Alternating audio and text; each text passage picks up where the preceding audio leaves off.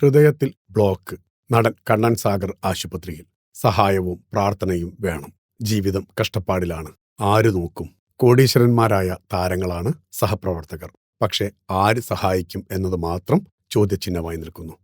ഹൃദയത്തിൽ ബ്ലോക്ക് കണ്ടെത്തിയെന്നും ഉടൻ തന്നെ ബൈപ്പാസ് ശസ്ത്രക്രിയക്ക് വിധേയനാകണമെന്നും വെളിപ്പെടുത്തി മിമിക്രി താരം കണ്ണൻ സാഗർ.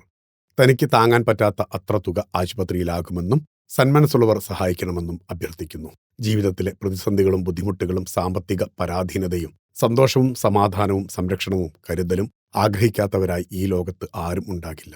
ഉള്ള വരുമാനത്താൽ കുടുംബവും പോറ്റി മക്കളെയും വളർത്തി അവർക്കൊരു നല്ലതിനായി പ്രാർത്ഥിച്ചും അവർക്ക് വേണ്ടി പ്രയത്നിച്ചും ആവുന്നത്ര ഉള്ളതിൽ നിന്ന് മറ്റുള്ളവരെ സഹായിച്ചും സന്തോഷിപ്പിച്ചും പോകുന്ന പോക്കിലാണ് വെള്ളിടി വെട്ടും പോലെ കുടുംബജീവിതത്തിലേക്ക് അസുഖം എന്ന അതിഥി കടന്നുവരുന്നത്.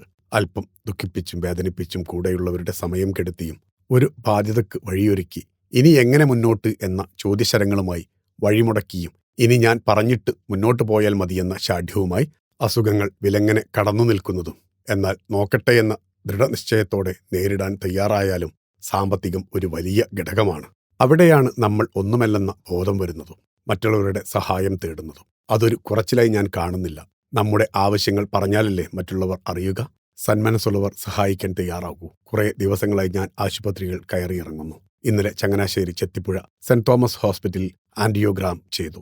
നഗരഹൃദയത്തിലെ വമ്പൻ ബ്ലോക്ക് പോലെ എന്റെ ഹൃദയത്തെ ബ്ലോക്കുകൾ ചുറ്റിവരിഞ്ഞിട്ടിരിക്കുന്നു. ഉടനെ ബൈപ്പാസ് ശസ്ത്രക്രിയക്ക് വിധേയനാകണം എന്നാണ് ഡോക്ടർ പറയുന്നത്.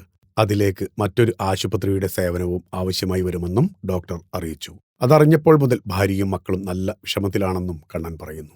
സഹായിക്കും മിസ്റ്റർ കണ്ണൻ. ഹൃദയമുള്ളവരുണ്ടല്ലോ, ഞങ്ങളും പ്രാർത്ഥിക്കാം. ഫിലിം കോട്ട്. നിങ്ങളുടെ കരുത്തിൽ ഞങ്ങൾ ഉയരുകയാണ്.